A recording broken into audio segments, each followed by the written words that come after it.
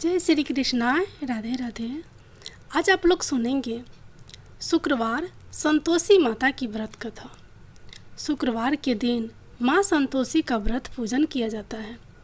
इस पूजा के दौरान माता की आरती पूजन तथा अंत में माता की कथा सुनी जाती है। आइए सुनते हैं शुक्रवार संतोषी माता की व्रत कथा। एक बुढ़िया थी, उसके 7 बेटे थे। 6 बेटे कमाने वाले थे, जबकि एक बेटा निकम्मा था। बुढ़िया 6 बेटों की रसोई बनाती, भोजन कराती और उनसे जो कुछ भी जूठन बच जाती वह 7वें बेटे को दे देती थी। एक दिन वह पत्नी से बोला, देखो मेरी माँ को मुझ पर कितना प्रेम है। वह बोली, क्यों नहीं, सबका जूठा जो तुमको खिलाती हैं। वह बोला, ऐसा नहीं हो सकता, मैं जब तक आँखों से न देख लूँ मान नहीं सकता। बहू हंस कर बोली, देख लोगे तब तो मानोगे। कुछ दिन बाद त्यौहार आया। घर में 7 प्रकार के भोजन और चूरमे के लड्डू बने। वह जांचने को सिर दुखने का बहाना कर पतला वस्त्र सिर पर ओढ़े रसोई घर में सो गया।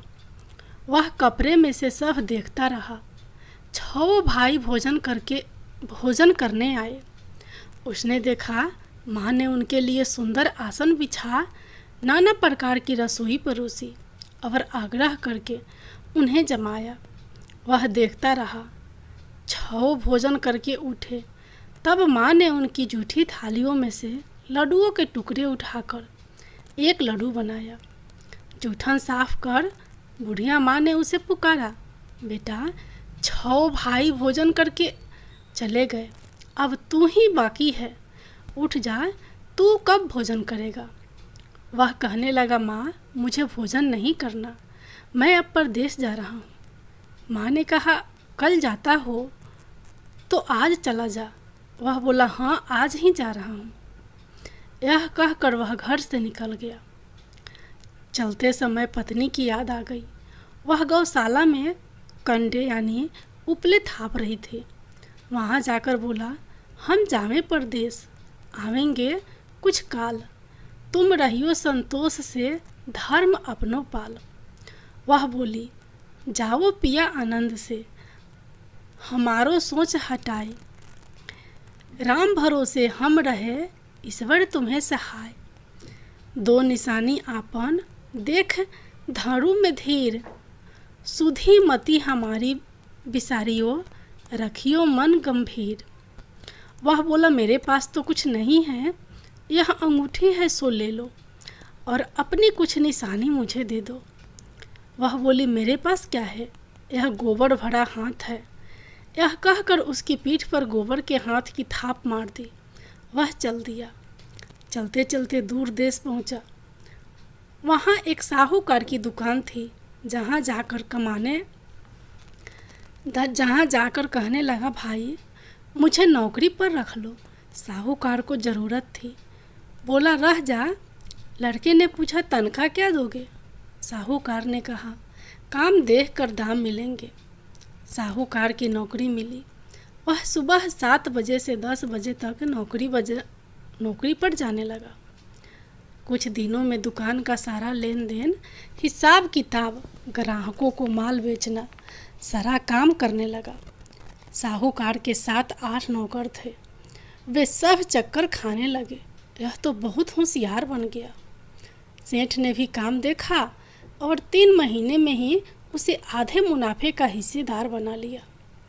वह कुछ वर्ष में ही नामी सेठ बन गया और मालिक सारा कारोबार उस पर छोड़कर चला गया।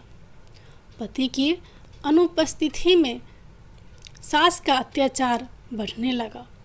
इधर उसकी पत्नी को सास ससुर दुख देने लगे।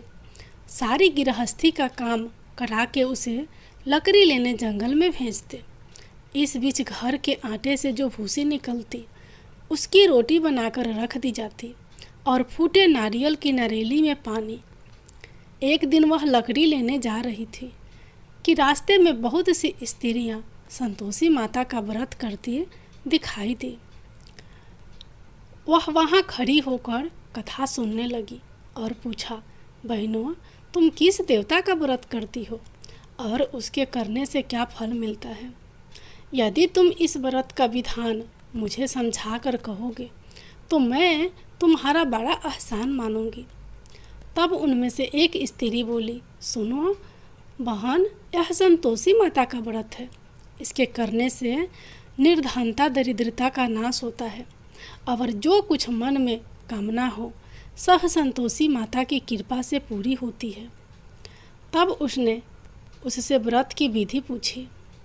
वह भक्तिन स्त्री बोली, 1.25 आने का गुड़ चना लेना, इच्छा हो तो 5.25 आने का लेना या 1.25 रुपये का भी, या सहूलियत के अनुसार लाना।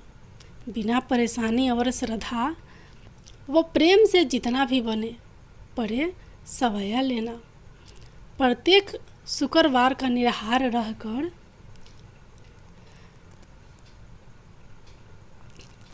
कथा सुनना।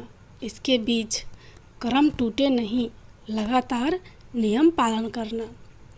सुनने वाला कोई ना मिले तो घी का दीपक जला उसके आगे या जल के पात्र को सामने रखकर कथा कहना।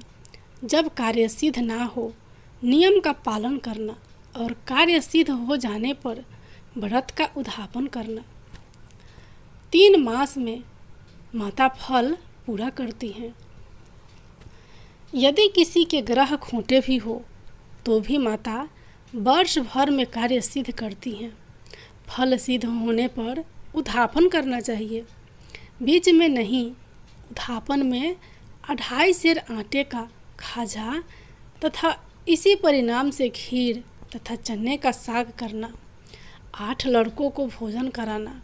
जहाँ तक मिले देवर जेठ भाई बंधु के हो, ना मिले तो रिश्तेदारों और पास पड़ोसियों को बुलाना। उन्हें भोजन करा यथाशक्ति दक्षिणा देना। माता का नियम पूरा करना। उस दिन घर में खटाई नहीं खाना चाहिए।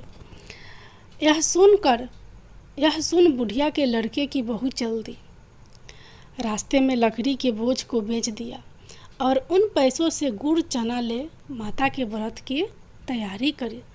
आगे चली और सामने मंदिर देखकर पूछने लगी, यह मंदिर किसका है? सब कहने लगे, संतोषी माता का मंदिर है।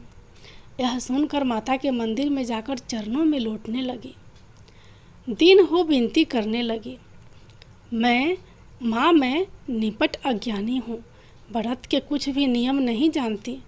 मैं दुखी हूँ, हे माता जगत जननी, मेरा दुख दूर कर, मैं तेरी शरण में हूँ। माता को दया आई। एक शुक्रवार बीता कि दूसरे को उसके पति का पत्र आया और तीसरे शुक्रवार को उसका भेजा हुआ पैसा आ पहुँचा। यह देख जेठ जेठानी मुँह सिकोड़ने लगे। लड़के ताने देने लगे। काकी के पास पत्र आने लगे, रुपया आने लगा। अब तो काकी की खातिर बढ़ेगी। बेचारी सरलता से कहती, भैया कागज आवे रुपया आवे, हम सब के लिए अच्छा है। ऐसा कहकर आंखों में आंसू भरकर संतोषी माता के मंदिर में आ मातेश्वरी के चरणों में गिरकर रोने लगी। माँ, मैंने तुमसे पैसा कब मांगा है? मुझे पैसे से क्या काम है?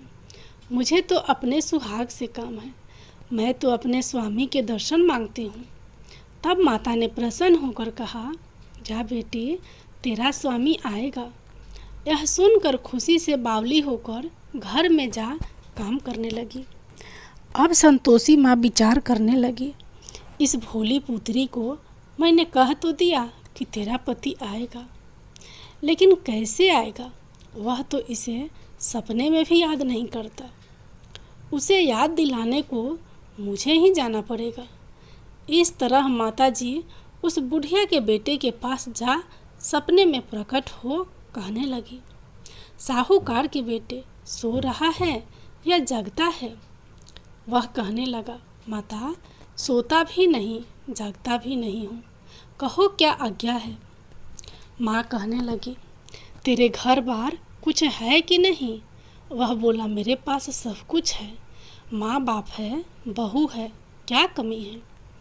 माँ बोली, भोले पुत्र, तेरी बहू घोर कष्ट उठा रही है। तेरे माँ बाप उसे परेशानी दे रहे हैं। वह तेरे लिए तरस रही है, तो उसकी सुध ले। वह बोला, हाँ माता जी, यह तो मालूम है, परंतु जाऊं तो कैसे? परदेश की बात है, लेन देन का कोई हिसाब नहीं, कोई जाने का रास्ता नहीं आता, कैसे चला जाऊं? माँ कहने लगी, मेरी बात मान, सवेरे नहा धोकर संतोषी माता का नाम ले, घी का दीपक जला, दंडवत कर, दुकान पर जा बैठ। देखते देखते सारा लेन देन चुक जाएगा, जमा का माल बिक जाएगा, साँझ होते होते धन का भारी ढेर लग जाएगा। अब बूढ़े की बात मानकर वह नहा धोकर संतोषी माता को दंडवत घी का दीपक जला दुकान पर जा बैठा। थोड़ी देर में देने वाले रुपया लेने लगे, लेने वाले हिसाब लेने लगे। कोठे में भरे सामान के खरीदार नगद दाम में सौदा करने लगे। शाम तक घर का भारी ढेर लग गया, धन का भारी ढेर लग गया। मन में माता का नाम ले, चमत्कार देख प्रसन्न हो, घर ले जाने के वास्ते गहना कपड़ा सामान खरीदने लगा। यहाँ काम से निपट तुरंत घर को रवाना हुआ।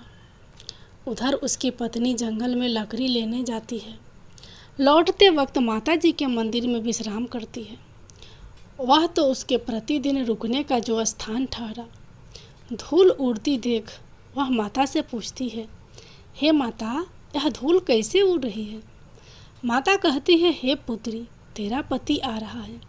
अब तू ऐसा कर, लकड़ियों के 3 बोझ बना ले, एक नदी के किनारे पर रख और दूसरा मेरे मंदिर पर व तीसरा अपने सिर पर। तेरे पति को लकड़ियों का गट्टर देख मोह पैदा होगा, वह यहाँ रुकेगा, नाश्ता पानी खाकर माँ से मिलने जाएगा। तब तू लकड़ियों का बोझ उठा कर जाना और चौक में गट्टर डालकर जोर से आवाज़ लगाना, लो सासू जी, लकड़ियों का गट्टर लो, भूसी की रोटी दो, नारियल के खपरे में पानी दो। आज मेहमान कौन आया है? माताजी से बहुत अच्छा कहकर वह प्रसन्न मन से लकड़ियों के 3 गट्टर बनाई, एक नदी के किनारे पर और एक माताजी के मंदिर पर रखा। इतने में मुसाफिर आ पहुंचा। सूखी लकड़ी देख उसकी इच्छा उत्पन्न हुई कि हम यहीं पर विश्राम करें और भोजन बनाकर खा पीकर गांव जाएं। इसी तरह रुक कर भोजन बना विश्राम करके गांव को गया। सबसे प्रेम से मिला। उसी समय सिर पर लकड़ी का गट्टर लिए वह उतावली सी आती है। लकड़ियों का भारी बोझ आंगन में डालकर जोर से 3 आवाज़ देती है, लो सासू जी, लकड़ियों का गट्टर लो, भूसी की रोटी दो, आज मेहमान कौन आया है? यह सुनकर उसकी सास बाहर आकर अपने दिए हुए कष्टों को भुलाने हेतु कहती है, बहू, ऐसा क्यों कहती है? तेरा मालिक ही तो आया है। आ बैठ, मीठा भात खा, भोजन कर, कपड़े गहने पहन। उसकी आवाज़ सुन उसका पति बाहर आता है। अंगूठी देख व्याकुल हो जाता है। माँ से पूछता है, माँ, यह कौन है? माँ बोली, बेटा, यह तेरी बहू है। जब से तू गया है तब से सारे गांव में भटकती फिरती है, घर का काम काज कुछ करती नहीं, 4 पहर आकर खा जाती है। वह बोला, ठीक है माँ, मैंने इसे भी देखा और तुम्हें भी देखा। अब दूसरे घर की ताली दो, उसमें रहूँगा। माँ बोली, ठीक है, जैसी तेरी मर्जी। तब वह दूसरे मकान की 3री मंजिल का कमरा खोल सारा सामान जमाया। एक दिन में राजा के महल जैसा ठाठ बाट बन गया। अब क्या था, बहू सुख भोगने लगी। इतने में शुक्रवार आया। शुक्रवार के उद्यापन में हुई भूल। बहू ने खटाई का इस्तेमाल कर लिया। उसने पति से कहा, मुझे संतोषी माता के व्रत का उद्यापन करना है। पति बोला, खुशी से कर लो। वह उद्यापन की तैयारी करने लगी। जिठानी के लड़कों को भोजन के लिए कहने गई। उन्होंने मंजूर किया, परंतु पीछे से जिठानी ने अपने बच्चों को सिखाया, देखो भोजन के समय खटाई मांगना, जिससे उसका उद्यापन पूरा ना हो सके। लड़के जिमने आए, खीर खाना पेट भर खाया, परंतु बाद में खाते ही कहने लगे, हमें खटाई दो, खीर खाना हमको नहीं भाता, देखकर अरुचि होती है। वह कहने लगी, भाई खटाई किसी को नहीं दी जाएगी, यह तो संतोषी माता का प्रसाद है। लड़के उठ खड़े हुए, बोले, पैसा लाओ। भोली बहू कुछ जानती नहीं थी, उन्हें पैसे दे दिए। लड़के उसी समय हट करके इमली खटाई ले खाने लगे। यह देखकर बहू पर माताजी ने कोप किया। राजा के दूत उसके पति को पकड़ ले गए। जेठ जेठानी मन माने वचन कहने लगे, लूट लूट कर धन इकट्ठा कर लाया है, अब सब मालूम पड़ जाएगा, जब जेल की मार खाएगा। बहू से यह सहन नहीं हुए। रोती हुई माता जी के मंदिर गई। कहने लगी, हे माता, तुमने क्या किया? हंसाकर अब भक्तों को रुलाने लगी। माता बोली, बेटी तूने उद्यापन करके मेरा व्रत भंग किया है। वह कहने लगी, माता जी, मैंने कुछ अपराध किया है, मैंने तो भूल से लड़कों को पैसे दे दिए थे, मुझे क्षमा करो, मैं फिर तुम्हारा उद्यापन करूँगी। माँ बोली, अब भूल मत करना। वह कहती है, अब भूल नहीं होगी, अब बतलाओ वे कैसे आएंगे? माँ बोली, जा पुत्री, तेरा पति तुझे रास्ते में आता मिलेगा। वह निकली, राह में पति आता मिला। वह पूछने लगी, कहाँ गए थे आप? वह कहने लगा, इतना धन जो कमाया है उसका टैक्स राजा ने मांगा था, वह भरने गया था। वह प्रसन्न हो बोली, भला हुआ, अब घर को चलो। कुछ दिन बाद फिर शुक्रवार आया। वह बोली, मुझे फिर माता का उद्यापन करना है। पति ने कहा, करो। बहू फिर जेठ के लड़कों को भोजन को कहने गई। जेठानी ने एक दो बातें सुनाई और सब लड़कों को सिखाने लगी, तुम सब लोग पहले ही खटाई मांगना। लड़के भोजन से पहले कहने लगे, हमें खीर नहीं खानी, हमारा जी बिगड़ता है, कुछ खटाई खाने को दे दो। वह बोली, खटाई किसी को नहीं मिलेगी, आना हो तो आओ। वह ब्राह्मण के लड़के लाकर भोजन कराने लगी। यथाशक्ति दक्षिणा की जगह एक एक फल उन्हें दिया। संतोषी माता प्रसन्न हुई। माता की कृपा होते ही 9वें मास में उसके चंद्रमा के समान सुंदर पुत्र प्राप्त हुआ। पुत्र को पाकर प्रतिदिन माता जी के मंदिर को जाने लगी। माँ ने सोचा, यह रोज आती है, आज क्यों न इसके घर चलूं। यह विचार कर माता ने भयानक रूप बनाया। गुड़ चने से सना मुख, ऊपर सूंड के समान होठ, उस पर मक्खियाँ भिन भिन कर रही थी। देहली पर पैर रखते ही उसकी सास चिल्लाई, देखो रे, कोई चुड़ैल डाकिन चली आ रही है, लड़कों इसे भगाओ, नहीं तो किसी को खा जाएगी। लड़के भगाने लगे, चिल्लाकर खिड़की बंद करने लगे। बहू रोशनदान में से देख रही थी।